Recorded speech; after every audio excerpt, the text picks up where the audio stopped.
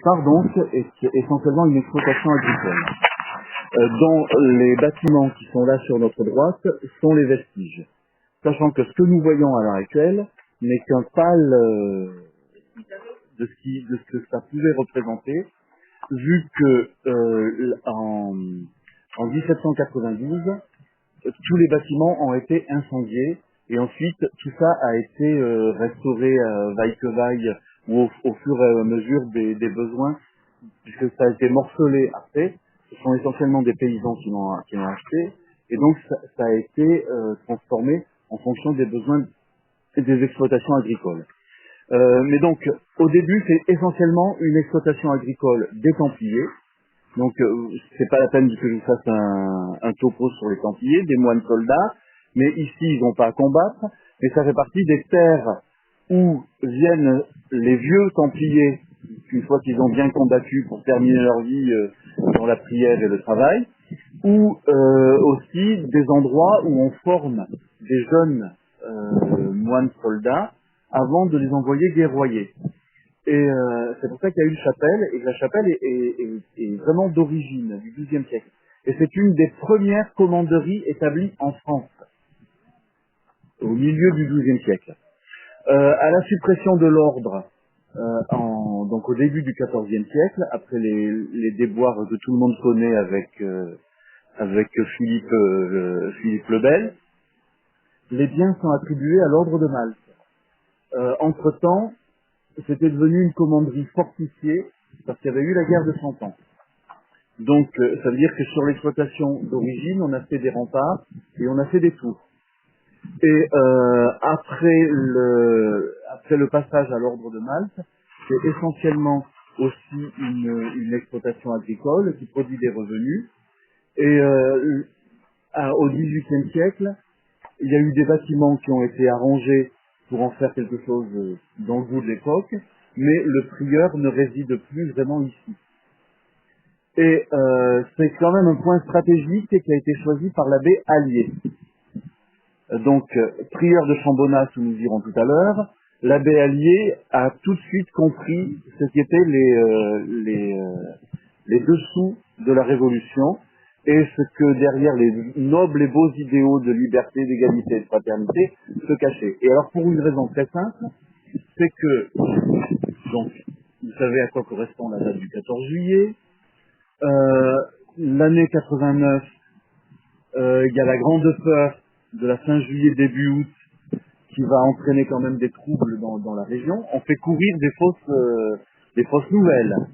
Et ces fausses nouvelles, elles ont essentiellement pour but de faire que les personnes qui seront ensuite les futurs, entre guillemets, patriotes, se retrouvent armés.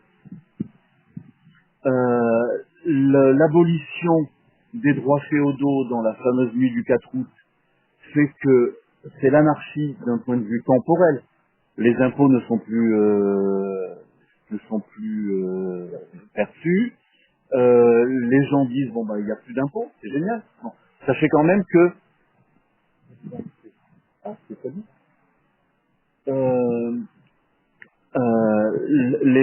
La moyenne des impôts en France, vous travaillez pour l'État du 1er janvier au 18 janvier en 1789. À l'heure actuelle, vous travaillez pour l'État du 1er janvier au 29 juillet.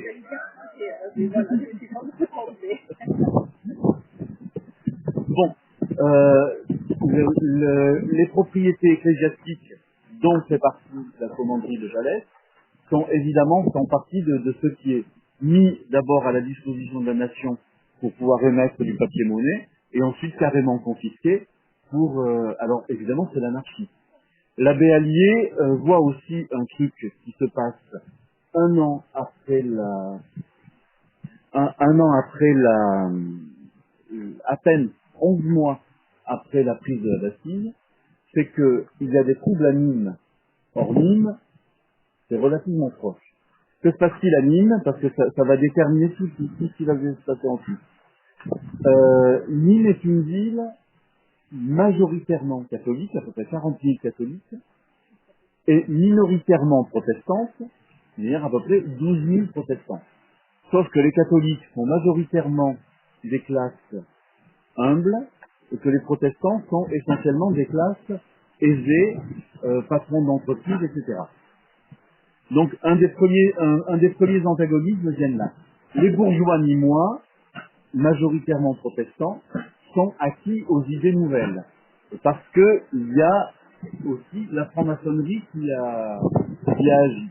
Or, qui a implanté la franc-maçonnerie à Nîmes et créé les loges, c'est le papa de deux pasteurs, la famille Rabot, dont l'un de ses pasteurs est député à l'Assemblée constituante. C'est le fameux Rabot Saint-Étienne. Et donc vous avez la double lignée protestant franc-maçon dans un même personnage qui reste en lien avec les protestants de Nîmes qui créent tout de suite un club des amis de la Constitution. Et au printemps 1790, comme la Constitution est en cours d'élaboration, les catholiques de Nîmes en particulier envoient une adresse à l'Assemblée constituante demandant que le catholicisme soit bien proclamé religion d'État dans la nouvelle Constitution. À l'Assemblée, ça provoque un tollé. Le roi, qui a déjà plus les mains libres, n'appuie pas le projet. Les catholiques de Nîmes disent le roi n'est plus libre et ils font une nouvelle adresse à l'Assemblée qui reçoit aussi des signatures dans toute la France. Et là, les protestants commencent à s'inquiéter. Si bien que lors de la procession du Saint-Sacrement à Nîmes, à la fin du mois de mai 1790, le maire de Nîmes, qui est catholique, est obligé de faire garder le parcours de la procession par des hommes en armes, tellement les protestants sont furieux et veulent tomber sur les catholiques. En plus, à Nîmes, il y a un couvent de capucins, et les capucins ont été créés à Nîmes, ont été implantés à Nîmes, par la volonté de Louis XIII et de Richelieu, au moment de la paix d'Alès en 1629, et c'est vraiment la paix d'Alès en 1629 qui nous tient aux guerres de religion. Mais tous les protestants des Cévennes sont furieux, parce que tous leurs droits, la liberté de culte, en fait, leur est garantie, mais tout ce à quoi ils aspiraient, c'est-à-dire à l'emprise politique et à créer un État dans l'État, ça a été supprimé. Et comme les capucins sont vraiment, on peut dire, la représentation des missions pour convertir les catholiques et on peut dire les ambassadeurs religieux du pouvoir royal, les protestants de la région de Nîmes en veulent à mort aux capucins. Ce qui fait que dès 1787, au moment de l'édit de tolérance promulgué par Louis XVI, les protestants de Nîmes demandent l'expulsion des capucins et de s'installer au couvent des capucins pour en faire une école de théologie protestante. Bon, on arrive au début juin 1790, et là on a une concentration de protestants qui descendent des Cévennes, qui convergent vers Nîmes, qui campent en face du couvent des capucins, et 14 juin 1790, massacre de la population catholique de Nîmes. Les capucins en premier lieu, et un certain nombre de catholiques, selon les historiens, ça varie de 300 à 500. C'est quand même pas anodin. Sauf que tout ça est étouffé, on est à un mois de la fête de la Fédération, et la fête de la Fédération doit sceller la fin de l'Ancien Régime, la prestation de serment du roi à la nouvelle Constitution, etc. Donc ce qui fait que dans les manuels d'histoire, ce massacre des catholiques de Nîmes, vous la trouvez sous le nom très gentil de bagarre de Nîmes. Une bagarre où entre 300 et 500 catholiques sont oxy, parce qu'ils avaient été désarmés. Et alors le massacre des capucins, je vous renvoie au blog du Bénil-Marie, vous avez ça dans les détails. Bon. Moralité, on est à la mi-juin 1790, les catholiques de Cévenol sont extrêmement inquiets. Par contre, un certain nombre de prêtres de la région de Nîmes fuient la constitution civile du clergé a été promulguée officiellement, et progressivement, on va demander aux ecclésiastiques de prêter serment. Donc, tous ceux qui refusent la prestation de serment refusent vers des contrées où ils sont moins en danger, c'est-à-dire le sud du Vivarais, où il y a beaucoup moins de protestants. Et donc, je dis là, en fait, on est dans le nord du diocèse d'Uzès, mais le diocèse d'Uzès a été supprimé par le nouveau découpage des provinces ecclésiastiques et par l'institution des départements. Donc, on a des prêtres qui commencent à affluer. Et ces prêtres ont des familles ici. Et ils se réfugient dans les... Donc, très rapidement, on sait ce qui s'est passé à Nîmes. Et les catholiques du coin, parce qu'on est quand même qu'à 100 ans de la fin de la guerre des Camisards, les catholiques ont peur de voir se ranimer les guerres de religion.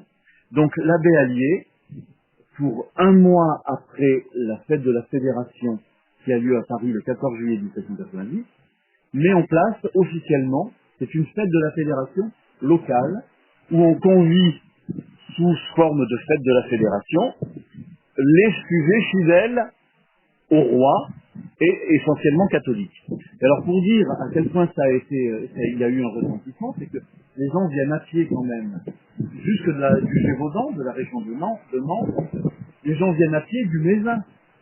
Il y a un bataillon du Mézin qui descend avec des hommes de Boré, de la Saint-Raphaël, etc.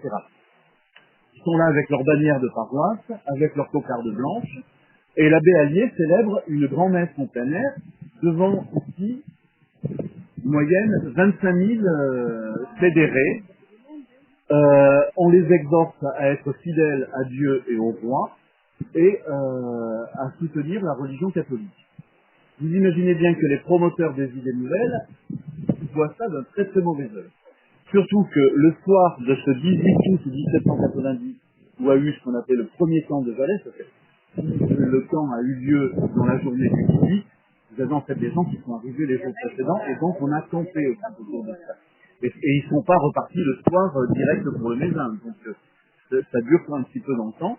Et dans la commanderie, le soir du 18 août, l'abbé Allier réunit les hauts-bourreaux du coin et constitue ce qu'on appelle le comité de Valais, où il parle à cœur ouvert de son inquiétude vis-à-vis de l'évolution de la Révolution, de son inquiétude vis-à-vis du roi, de son inquiétude vis-à-vis des idées nouvelles, et il y a en particulier le maire de Berrias, qui s'appelle Monsieur de Malbosque, qui est un peu la tête, je dirais, civile du rassemblement, alors que dès le début, l'abbé Allier en est l'âme spirituelle. Et l'abbé Allier, c'est une famille nombreuse, il a à peu près 43 ans en 1790, et il a ses deux frères avec lui, Dominique et Charles, qui ne seront arrêtés que dans 1797-1798, et qui sont à fond dans les idées de frères, et qui continueront la chouannerie ensuite aux frontières du Vivarais et du Velay, j'irai avec ce que leur frère les a... Donc vous voyez déjà, 25 000 hommes, un mois après la fête de la Fédération à Paris, les Parisiens ont peur. Donc immédiatement, ordre est donné. Pourtant, officiellement, ce n'est qu'une fédération où on a fait localement ce qui avait été fait à Paris un mois plus tôt. Mais ils sont quand même pas dupes. Donc interdiction est faite de renouveler pareil mouvement, et un comité de surveillance est établi sur la région. Février 1791, là la constitution civile du clergé commence à être mise en application. L'évêque de Viviers a prêté serment devant son clergé certainement, au moment où il monte en chaire à la cathédrale devant tous les ecclésiastiques présents, c'est-à-dire les séminaristes, les prêtres professeurs, les sulpiciens du grand séminaire, les chanoines, et puis une quarantaine de prêtres qui sont... Donc au moment où il rentre, où il monte en chaire pour prêter le serment, tous les ecclésiastiques se lèvent comme un seul homme et sortent de la cathédrale. Et l'instigateur, enfin celui qui va être l'âme de la résistance à la constitution civile dans le diocèse de Viviers, c'est l'ancien supérieur du séminaire, Monsieur Vernet, qui va organiser l'église clandestine dans le diocèse de Viviers. Donc, on sait bien que tout ça, ça communique entre eux. À Uzès, dans le même temps, parce que il y a des prêtres aussi à Uzès qui commencent à résister à la constitution civile du clergé. Les protestants et, entre guillemets, patriotes, molestent les catholiques et les prêtres fidèles et qui refusent de prêter serment. Donc il y a quelques belles bagarres aussi, quelques massacres, ce qui fait qu'à la fin février 1791, on a ici le deuxième camp de Jalès. On a beau être dans le sud, en février, quand le Mistral souffle un jour comme ça, il fait quand même pas chaud. Et là, on se retrouve quand même avec, au bas mot, 18 000 personnes qui sont venues. Et alors, c'est beaucoup plus affirmé qu'au mois d'août précédent. On est là vraiment pour défendre la religion et pour soutenir les bons prêtres, pour résister aux clergés réfractaires et aux idées révolutionnaires. Et alors ça, évidemment, Monsieur de Malbosc et quelques autres sont décrétés coupables devant la loi, et il va être emprisonné au Pont Saint-Esprit, et puis ça fait partie des gens qui se suicident en prison, vous savez. Mais c'est le genre de suicide où on se coupe soi-même la tête, voilà, c'est... Une femme sciée en deux a été découverte près du canal, on suppose que c'est un suicide. Voilà, donc Monsieur de Malbosc a été suicidé dans sa prison. L'abbé Allier prend véritablement la direction des opérations. Lui a été chassé de sa cure de Chambonas parce qu'il a refusé le serment. Et là, le comité de surveillance et les gens majoritairement dans les paroisses catholiques soutiennent le clergé réfractaire. Donc ça veut dire aussi que les gens sont relativement bien formés. Dans le diocèse de Viviers, sur à peu près 600 prêtres, il y a un tiers qui prête serment, et la plupart prêtent serment parce que l'évêque a prêté serment et a dit qu'il fallait prêter serment. Mais sous conditions, etc. Et dès qu'il y aura la condamnation de Pissy, beaucoup vont se rétracter. En revanche, vous aurez un certain nombre d'enragés qui vont se déprêtriser ensuite, se marier et tout le bazar. À commencer par l'évêque lui-même qui ira remettre les insignes du fanatisme sur le bureau des patriotes du district, et insigne du fanatisme étant évidemment sa croix pectorale, sa mitre et sa crosse. Voilà. Donc, le deuxième rassemblement de Jalès est quelque chose de beaucoup plus... Là, les hommes sont en armes, véritablement, et Paris se dit « oulala, oulala, oulala ». Et dès ce deuxième rassemblement, donc février 1791, l'abbé Allier part à Coblence. Pourquoi à Coblence? Parce que on se dit le roi n'est plus libre, on ne peut pas compter sur son soutien véritablement parce qu'il y a trop de filtres, il y a trop de... etc. On sait simplement que l'entourage de l'abbé Allier a eu contact avec des personnes de l'entourage de la reine. Mais on va à Coblence, pourquoi? Parce que il y a le comte de Provence et le comte d'Artois et l'armée des princes qui se constitue. Et là, on est dans une position qui est relativement facile parce qu'on n'a que le Dauphiné à traverser et tout de suite après, on est en Savoie. Et par la Savoie, la Suisse, on remonte jusqu'à Coblence. Donc on n'a pas à traverser toute la France en fait. Et donc, le projet que l'abbé Allier et ceux qui le soutiennent réussissent à faire, soutenir, avoir le soutien du comte de Provence, c'est que on constituera autour de Jalès une grande armée catholique et royale d'Orient, de l'Est. Donc on est quand même un an et demi avant le soulèvement vendéen. Vous voyez mais il s'agit vraiment ici d'avoir une base de commandement pour une armée où on formera même les paysans, etc. L'évêque de Mende, Monseigneur de Castellane, chassé de sa cathédrale parce qu'il a refusé le serment constitutionnel, se réfugie dans un des châteaux du comte évêque de Mende, et là, carrément, il initie au maniement des armes les paysans du Gévaudan. Hein. L'évêque d'Uzès a été obligé de quitter sa cathédrale puisque l'évêché d'Uzès a disparu, mais un des chanoines de l'évêché d'Uzès, qui avait été militaire avant de rentrer dans la carrière ecclésiastique, et qui a un très joli nom, c'est le chanoine Bastide de la Molette. Voilà. Donc, le chanoine Bastide de la Molette est là vraiment en tant qu'ancien militaire, capable de former des hommes au maniement des armes et à la tactique militaire.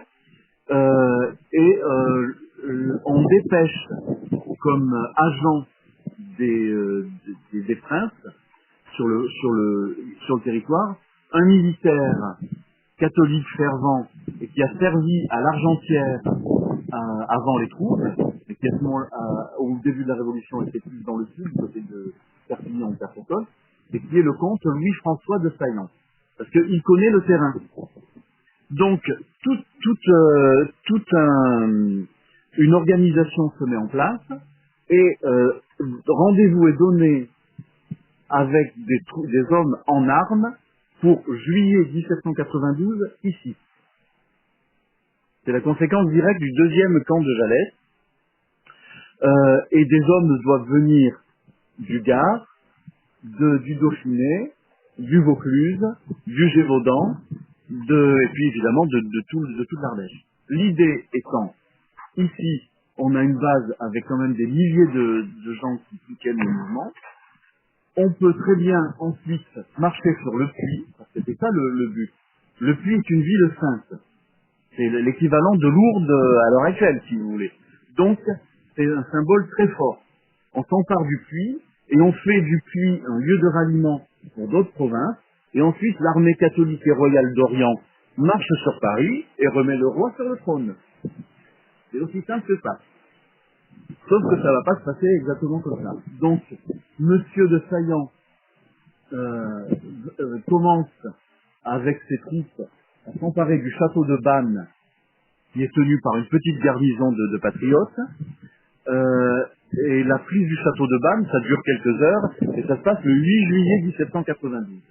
Sauf que le complot a été éventé, et que avant que les autres troupes du rassemblement n'aient le temps d'arriver ici, les révolutionnaires montent du Gard et sont envoyés de Privas, et là, le château de Bannes est repris au soir, vraiment dans la nuit du 11 au 12 juillet 1792.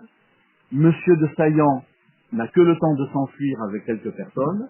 Le château de Bannes est incendié, l'incendie va durer 5 jours. Dire que, malgré ce que disent les dépliants touristiques, qui disent que le village de Bannes n'a pas souffert, le village de Bannes a été incendié parce que toutes les populations du coin fuient à ce moment-là et prennent le maquis parce que c'est la terreur qui commence. La commanderie de Jalès aussi est prise le 12 juillet 1792, les bâtiments sont incendiés et tous les chefs sont en fuite. Monsieur de Saillant est capturé dans la journée du 12, amené au ventre, ou sans autre forme de procès, il est dépecé, il n'y a pas d'autre mot, à coups de sabre, avec 2 prêtres. Les patriotes en question écument les villages pour essayer de prendre tous ceux qui ont porté des armes. Les villages sont incendiés. C'est vraiment la terreur qui, je dirais, ce qu'on vous verra en septembre à Paris au moment des massacres de septembre, les gens le connaissent ici au mois de juillet. Et donc le 13, dimanche 13 au matin, non, effectivement le 12 au soir, le chanoine Bastide de la Molette et un chevalier, le chevalier de Mélon, Isidore de Mélon, avec qui il fuyait pour essayer de rejoindre le Gévaudan, sont capturés dans une ferme en direction de Villefort, sont amenés à Saint-Laurent-les-Bains le dimanche 13 au matin. Le curé, qui est sympathique pour eux, leur dit la messe et leur donne la communion. Ils sont amenés à Joyeuse. Et à Joyeuse, ils arrivent au moment où le curé constitutionnel termine sa messe et où les patriotes sortent de la messe du curé jureur. Et c'est à ce moment-là que le chanoine Bastide de la Molette et le chevalier de Mélon sont dépecés, massacrés par les patriotes qui sortent de la messe sur le parvis de l'église. Et Boissy d'Anglas, qui est considéré comme un modéré, qui va passer toute la Révolution mais qui est un protestant. J'ai visité sa maison natale à 40 km de chez moi, parce qu'elle était en vente à un moment, et des amis cherchaient une maison. Quand j'ai visité, on m'a dit, c'est la maison natale de Boissy d'Anglas. Bon. Donc Boissy d'Anglas état joyeuse à ce moment-là et ne fera rien pour empêcher le massacre, sans jugement, rien du tout. Et dans la journée du 14, des prêtres, dont beaucoup viennent de Nîmes, d'Alès, d'Uzès, sont 9, qui vivent dans une grotte, ils font pas de politique ceux-là. Ils sont dans leur grotte, ils font leur chemin de croix, ils récitent le bréviaire ensemble, ils se servent la messe les uns aux autres, et bien, sauf qu'ils ont refusé le serment constitutionnel.